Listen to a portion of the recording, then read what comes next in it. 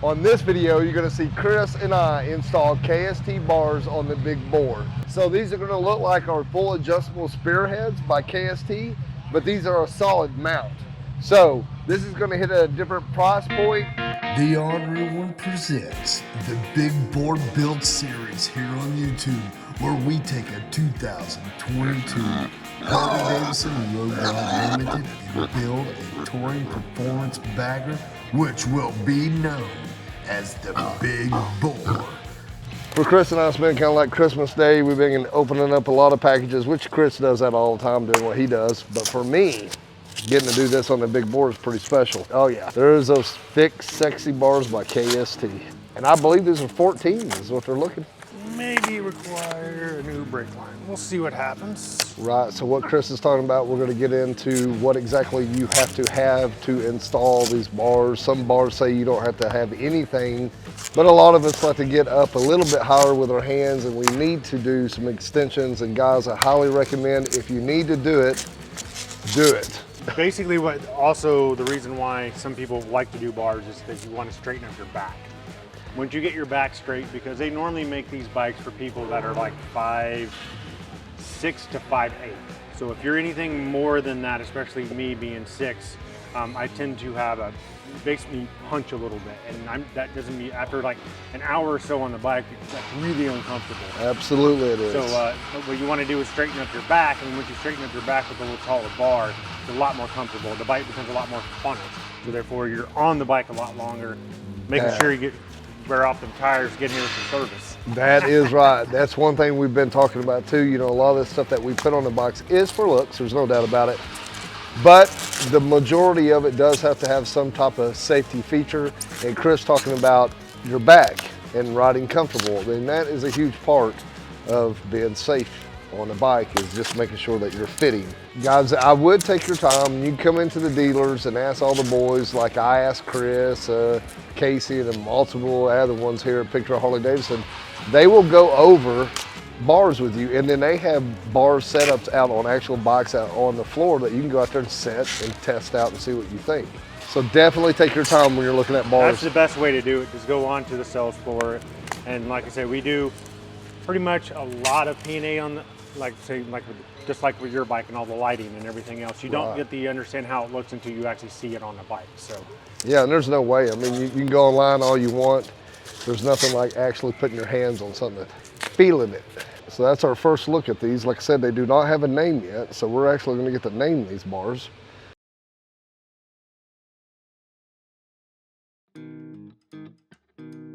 Once again, powder coated with gnarls at the bottom without paint on them. It's super important. As time goes on, you'll learn. Anything painted on these, as you cramp down on them, that paint will crack and it will get loose.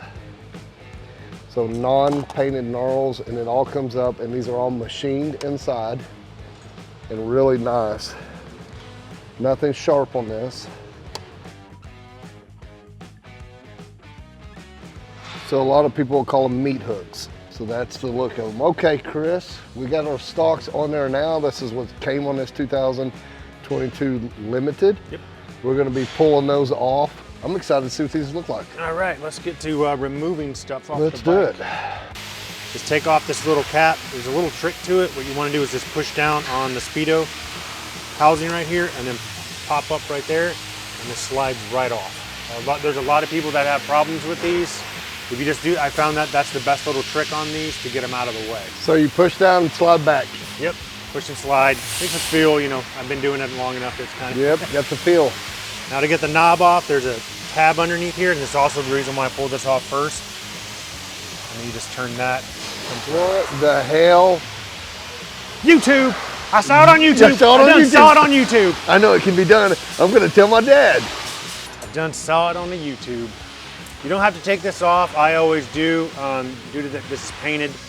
I've scratched one, so if I scratch one, I always remove them. There's some people that say you can do it even with the ignition knob still on, but I know how to take it off. It's just easier to get it out. Yeah, that was pretty easy.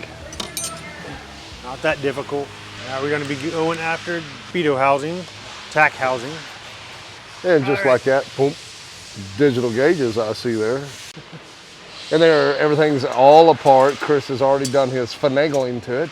The shenanigans has started here on the Big Boar build today. Fixing to get real serious here. We're fixing to get some KST Custom going on right here with some bars that haven't been named yet. That's right, folks. So these bars have not been named, as I said earlier. You got a good name for these bars? Let us hear it. We'd like to know what you would like to name these bars right here. I would say something like, since we're working on that Big Boar build, Boar Tusk. Huh? The Boar Tusk. I'm going to say it one more time. The Boar Tusk. But if you guys have your own original thought of what those bars could be named, let us know, because we'd like to. Like I said, the boys at KST hadn't named them yet. They just built those pair of bars for us. Thank you guys so much. And this is what it's all about, right? Building some relationships, working with each other, and coming up with new stuff to run out there on the road and make our motorcycling comfortable and happy. All right, now we're gonna get the controls off so we can get the wires out so we can wire the new ones, and then from there we can see if we have enough room. I can tell definitely we're gonna need to put an extension on the clutch cable, which is just to make the stock one longer rather than, there's two ways of going around it, either getting a brand new one-piece cable or put an extension on the two-piece to make it longer to accept the bigger bars. So in this year we went from hydraulic to the standard cable. So Again, so we went back like we had it yes, running so, for years and years and years, and then they went to hydraulic, and then they were having some issues with the manufacturers of those. So I think they just went back to a cable, and I think they unified it too because the soft tails are also cable, so they were just trying to unify the platform that way. Yeah, and you heard people bitch about Either hydraulic. or, but some people liked it, some people loved it. It's the thing for me, it felt different in the morning when it was cold. When the fluid, I guess, warmed up, it act different. I could tell. yeah. So in the mornings, it was really touchy. So especially cold mornings. Just went back to a more mechanical clutch that we were always used to. That's Chris. Unbolts this and takes that and then puts this in there, and then his other finger pulls this and gently slides and kicks this one to the curb. Now this mirror he's going to hang to the left of the diode. Oh, he's got a little twisty pull twick he does here. It's called a Twinkie killer. Switch can be a little tricky, but if you just pop it up like that, it gives you a little bit more room, and then you can just slide it off like that and it comes right off without breaking it. If you're too aggressive with it, you can break off the little tabs right here, and then you have to get a new one because it will not go back on. I've seen people try to fix that with super glue and all kinds of weird stuff, but yeah, it doesn't work. Ain't gonna work. But then a lot of it was just learning the little trick that you can pop them up like that and then give you the room that you can get behind there, so. And just lift up. Mechanic Chris's tip of the day. No, Chris Tech Mechanic. Oh, I can't do it. Chris's Tech Tips. Chris's Tech Tips. So these are heated grips. Be the first time I've ever ran them. So Chris is working that all through.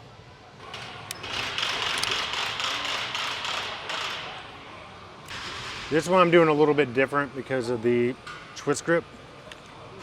I'm gonna pull that off. I'm gonna pull that one back through there because of the connectors and the twist grip. There's your heated grip.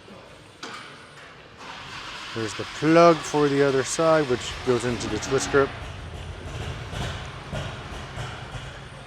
And now what I'm gonna do is actually do the polyurethane bushing install. We do this on all our bars that we do at Pig Trail. We do that because of the increased amount of torque when you go up higher on the stock bar versus when you go to an aftermarket bar versus the stock bar. These are much stronger. You're not going to get that play in there like you get when you put some miles on your bike and everything else. They do break down, so we do the polyurethanes.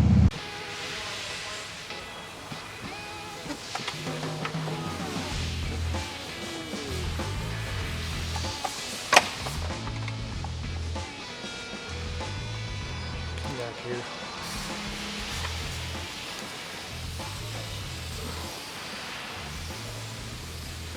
Just like that, huh? Yep, top triple trees off, so this makes it a lot easier to do the handlebar bushings like this than trying to move the bike since it's already on the lift and everything else. So this is just a way that we have found to do these a little bit easier. So you're not gonna get that play back and forth when you got like 5,000–6,000 miles on your bike. Okay, Chris, so you guys do this every time here at Pig Trail? Every time we do bar job. You already know what's gonna happen. Yep, you're saving people some time here. Like some basically, trouble. yeah, everyone's like, well, you don't have to do it. Some of the manufacturers say you don't have to. You don't have to do anything. We do this to be sure that you do not have the play in your bars when you get to a couple thousand miles on your bike. So as you can tell, it is a thick plastic versus a normal plastic. All right, that is a great tip right there, guys. It's pretty cool though to get to see this stuff though, guys, right? Here we are bringing you back here, getting to see this kind of thing, stuff you wouldn't normally see in a dealership. That's why you should subscribe to our channel, give us a thumbs up, and hit that bell so you know when Steph releases a new video, that she's working on one right now. And I think it's pretty cool there here on the Ornery One that you try to get people in the shot, but she runs around and there's no way she could Tammy's getting shot. Out. Watch out, she's getting shot. It's just not gonna work. It's just not gonna work, kid. So what are you gonna have to do, Chris? I'm going to have to extend the wires. The twist grip is gonna be fine, but all the rest of the wires I'm gonna have to extend a little bit to make the fitment work, So you're saying the twist grip, you're good with these bars. Yes. But what you are gonna have to do is extend the wires for your left-hand control module, the right-hand control module, and your heated grips. So therefore they will fit. From my point of view and all of us, if you get these bars, take your time and do everything right. And make sure everything's extended the way it should be. Don't try to get away with not if it needs to be. If you're worried about saving money, I get it. But then what I would say to you is just wait and save some more money and do it the right way. Because it'll cause some troubles out on the road quickly. So Chris is now stripping wire to solder in place some I don't know what the fuck we're doing. You know, there's some people out here that don't know how to solder or don't have the means to solder. Can they just buy the whole pigtail new? A longer one? Yeah. I don't think they sell any longer ones. So this is something that it will go into some bars, some not. It really just depends on the bar. It's not necessary, being a 14 is not the problem. So when you have bends in the bar, it makes, instead of the wire, it makes them shorter because now you have to go around basically a sharp point. So it will shorten up the wires because it's got to go around it. Yep. So therefore that's why it won't fit there. Because some bars, this is fine and then you just plug it in just right here and then you can just plug back into the stock harness, which is fine. Yep. But with all the points, you have to accommodate for the points. So therefore, that's why I got to make these longer. Yep. So that's why. So I knew that question was going to come up on YouTube, and Chris just explained it, so we don't have to. Or I'm reaching back out to you. All right, so Chris is getting everything ready. So he's extended the wires, soldered. You do try to put something over all of them though when they go through, don't you? This overcoating. All of it has conduit over there just to be sure that there's no rubbing or anything inside the bar, because if you do, that can cause an electrical short and cause you all kinds of nightmares. So yeah, everything is going to be coated. I'm kind of old school. There's so many different ways of doing this. I mean, it's ridiculous. I was taught this almost 20 years ago, and I've always been doing it since. So there's chains that you can buy that you can put down there. People use ball bearings. There's all kinds of different ways on how to get the bars wired up. Kite string, good old kite string. Oh yeah. It really does strengthen it when you're pulling them through, especially with all the bends. Yeah, it sucks to get halfway through and pull your... Oh no, it happens, yeah. God. And then you take a 5-minute break. Yeah. We take our air. We got the heated grip over here. And I have used some True Glide to help with the twist grip, because they can get, with the heated grip, because as you can see there's an internal piece that go on there, so that can be a little difficult. but if you put something, a little lubrication on there, that tends to help.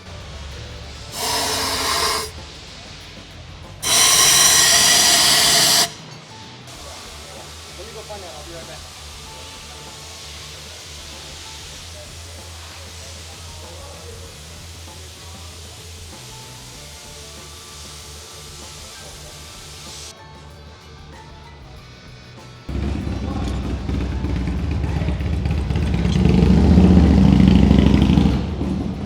Here we go with the stock O bars. You got to get this guy going too. Yep. Baby hammer. Gone. Done. Unnamed. Unnamed bars by KST. Oh yeah. The Big Boar.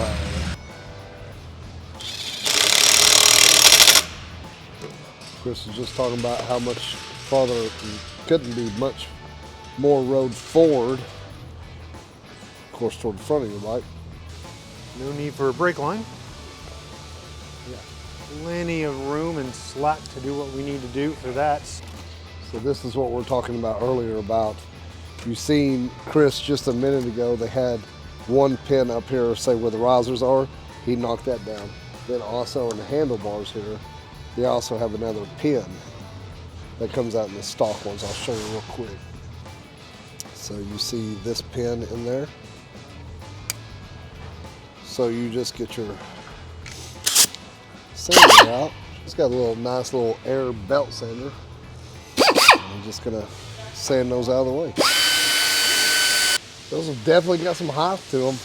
Glad to see it too. We'll put the Memphis Shade windshield on there too. It ties it all together. So what do you think here, Chris?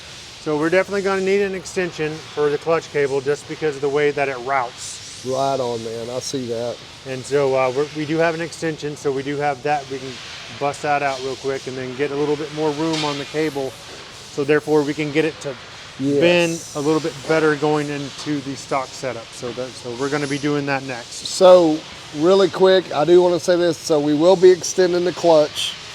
The brake looks like it's going to work. Oh yeah, that's no problem with the brake. No problem with the brake. You did extend the wires though. Yes, I did, just for ease and being sure that I was, with the bends, I knew that I was going to be kind of short. I didn't want to try to push it and try to get the connector barely on there and then have problems later. So the next question, how much did you add?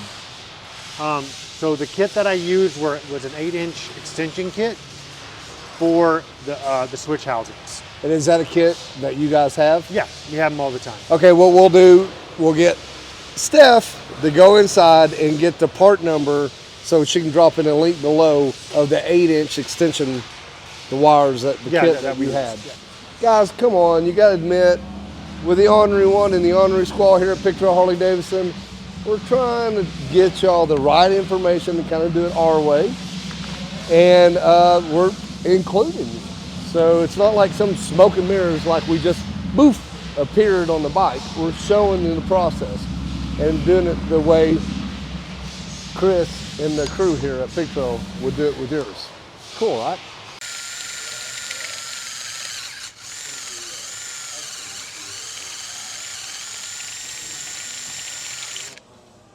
Well, Harley updated the cable connector here for 2022, which is a little bit thicker. These were made for the 21 cables, or softail. I mean, softail cables are still the same.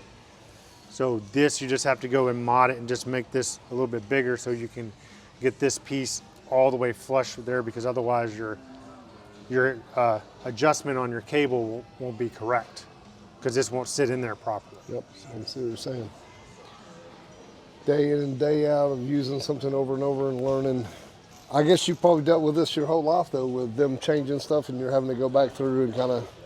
Oh yeah, just how it goes. I mean, like I said, when they switched back to the cables, we all freaked out because we were like, okay, now what we're going to do bars now, because we used to not have to have a problem, because if that was still a hydraulic line, we wouldn't have an issue right now at all, because I can make those work, because they have enough play in the hydraulic that you can move a hydraulic line wherever it doesn't move, it doesn't actuate, it doesn't flow like a cable does. So it makes sense. So this is the piece Chris is talking about, so it seats in well.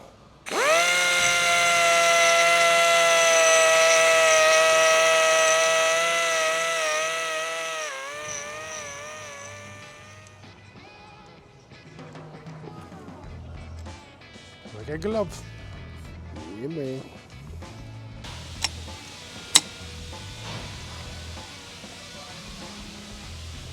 Yeah, like I said, if that wasn't in there, then that would take your adjustment way too far out here and cause it to be off when you're doing any kind of other clutch adjustment, especially on the baskets.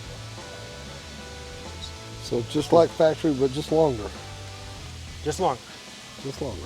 So you can get this bend coming up here and still keep the factory routing with the fairing and everything else. So you're still trying to keep that up right here. So it still comes up. It's a nice sweep up.